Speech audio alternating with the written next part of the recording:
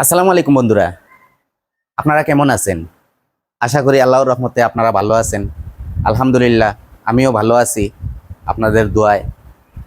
আর কিছুদিন ধরে ঠান্ডা চলে আসছে। ঠান্ডা চলে আসার কারণে আমরা সবাই একটু সর্দি কাশিতে আছি। আর গরুগুলাও আলহামদুলিল্লাহ ভালো আছে। গরুগুলারও একটু ঠান্ডা ঠান্ডা লাগে, তাই রাত্রের বেলা একটু পর্দা টর্দা ওগুলা ফালাইয়া দেই, যাতে কুয়াশাটা গরুর শরীরে আইসা না লাগে। কারণ রাত্রে এখন প্রচণ্ড কুয়া পড়ে, ঠিক আছে? ওই কুয়াটা যদি গরুর শরীরে লাগে সরাসরি, তাইলে গরুর একটু সমস্যা হয়, গরুর খুব দ্রুত ঠান্ডা লাগে। আমি কি বলবো, আমার নিজেরই ঠান্ডা লেগে গেছে। কালকে মোটরসাইকেল চালাইছিলাম রাত্রের বেলা, একটু ঠান্ডা লেগে গেছে। তো কথা হয়তো একটু খারাপ শোনা যাইতেছে, আপনারা মনে কিছু নেবেন না। আমার প্রবাসী এক ভাইয়ের কমেন্টের উত্তরে একটা ভিডিও বানাইতেছি আজকে। ভাই সিঙ্গাপুর প্রবাসী ভাই কমেন্ট করছিলেন যে ওনার একটা বগনা কিছুদিন আগে আপনার হিটে আসছে। হিটে আসার পর কোনো মল ভাঙে নাই, মিউকাস ভাঙে নাই। তখন ডাক্তার আসছে, ডাক্তার আসার পর ডাক্তার বিষ দেয় নাই। তারপর নেক্সট টাইম আবার হিটে আসছে, বলতে নেক্সট টাইম যে মল ভাঙে 2-3 দিন পর পর মল ভাঙে। এটা আপনার গাঢ় মল, ভারী মল যেটাকে বলে, ওইটা ভাঙে। তো ভাই আমাকে যেভাবে প্রশ্নটা করছে, আমি প্রশ্নের উত্তর দিতেছি। আপনারা কেউ মনে কিছু নেবেন না। আমার থেকে আপনারা অনেক বড় বড় ভাইয়েরা আছেন, সিনিয়র, অনেক ভালো ভালো জিনিস জানেন, শুনেন। তো ওই যে ভাই যে প্রশ্নটা করছে, ওই প্রশ্নের উত্তরটা আমি আমার স্বজ্ঞানে যেটা দিবে আল্লাহ আমাকে, যেটা আমার মেমোরিতে দিছে, ওইটা আপনাদের সাথে আর শেয়ার করব। আর আপনারা যদি আমার ভিউয়ার্স যারা আছেন, আমার চেয়ে বড় বড় অভিজ্ঞ ভিউয়ার্স যারা ভাইয়েরা আছেন, আমার মায়ার ভাইয়েরা, আপনারা যদি কিছু জানি না থাকেন, তাহলে আমারে আপনারা কমেন্টের মাধ্যমে জানিয়ে দিবেন যে আলমগীর ভাই, এই হিটের লক্ষণে এই ট্রিটমেন্ট দিতে হয়। আপনারা যেটা সাজেস্ট করবেন আমি ওইটা কিছু রিচার্জ করব, ঠিক আছে? তো আমি আজ শুরুতেই বলি, আমার নতুন যে ভাইয়েরা আমার ভিডিওটা দেখবেন, সবাই আমার ভিডিওটা দেখার পর চ্যানেলটা আমার আলমগীর এগ্রো সাবস্ক্রাইব করবেন, লাইক করবেন, শেয়ার করে দিবেন আপনাদের বন্ধুবান্ধবের কাছে, যাতে আমার ভিডিওটা পৌঁছায়া যায়। আপনার বন্ধুবান্ধবেও যাতে দেইখা, কোনো খামারি ভাই যদি থাকে, আমার ভিডিওটা দেইখা যদি কিঞ্চিত পরিমাণ ভালো লাগে, তাহলে আমার জন্য একটু হইলেও দোয়া করবে, ঠিক আছে? তো সবাই আমার চ্যানেলটা সাবস্ক্রাইব করবেন, আমার আলমগীর এগ্রো চ্যানেলের সাথে থাকবেন। আমার সিলেটের যত ভাইয়েরা আছেন সবার কাছে আমার অনুরোধ রইল, আপনারা আমার চ্যানেলটা আপনারা শেয়ার করে দিবেন।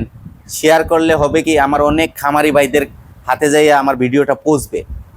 তো এখন মূল কথাতে আসি, যে সিঙ্গাপুর প্রবাসী ভাই যে কমেন্ট করছে যে উনার বগনাটা হিটে আসছে, মল ভাঙে নাই, উনি ডাক্তার আসার পর ডাক্তার বিষ দেয় নাই। অবশ্যই ভালো একটা লক্ষণ।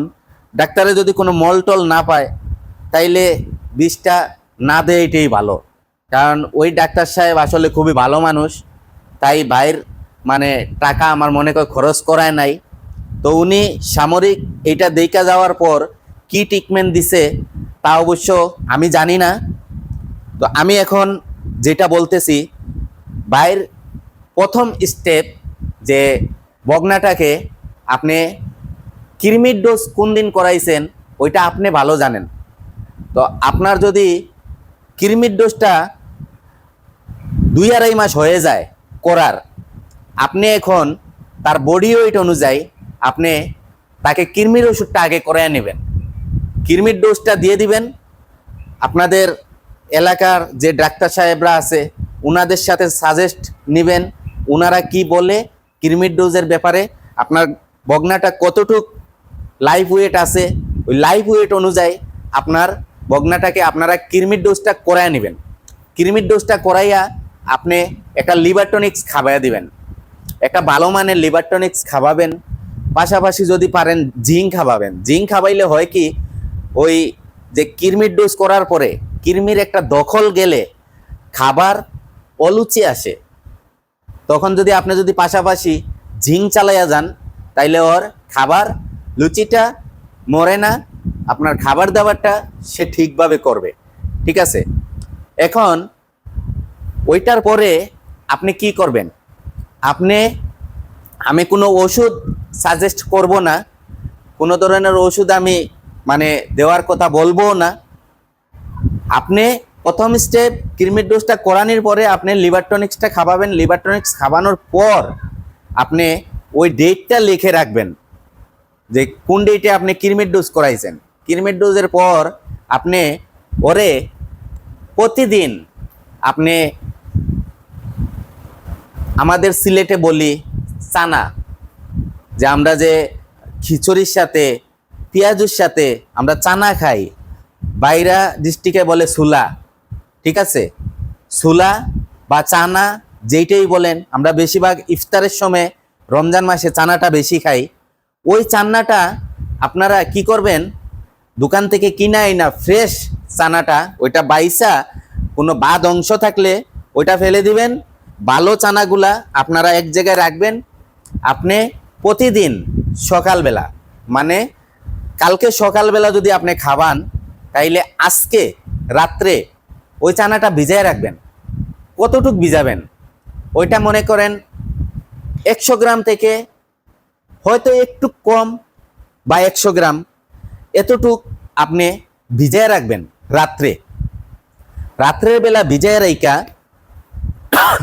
সরি আমার আসলে একটু ঠান্ডা লাগছে তো, রাত্রের বেলা ভিজায় রাইকা ওই চানাটা আপনারা সকালবেলা গরুটারে অন্য কোনো খাবার দাবার দেওয়ার আগে আপনারা ওই চানাটা তারে খাওয়াবেন। কিভাবে খাওয়াবেন, চানা গরুয়ে পাইলে মানে খুব ভালো একটা খাবার পায় ওরা, ওইটা আপনি সামনে দিবেন, চাবাইয়া খেয়ে নিবে। যদি এইভাবে যদি না খায়, আপনারা যদি দানাদার যদি খাবান, হালকা ভুসি টুসি থাকলে ওগুলার সাথে দিবেন, সে চাইটা চুইটা চাবাইয়া খায়া নেবে। ঠিক আছে, এরকম মনে করেন আপনি খাবাইয়া যাবেন। মনে করেন 21 দিন একটা গাভী বগনা একটা সার্কেল থেকে আরেকটা সার্কেলে হিটে আসতে হইলে তার মিনিমাম 20 থেকে 21 দিন সময় নেয়। যেরকম আমার গাভীগুলা যদি হিটে আসে, আজকে যদি হিটে আসে, আজকের পর যদি আমি বীজ দেই, তারপর আমি তারে 21 দিন অপেক্ষা করি যে ওই 21 দিন পর তার কোনো রিপিট ব্রিডিং করে নাকি। যদি দেখা যায় 21 দিন পর সে রিপিট ব্রিডিং করছে, তাহলে আমি পরবর্তীর ব্যবস্থা নেই। আর যদি দেখা যায় যে 21 দিন পার হয়ে গেছে, কোনো রিপিট ব্রিডিং করে নাই, কোনো পাতলা মিউকাস ভাঙে নাই,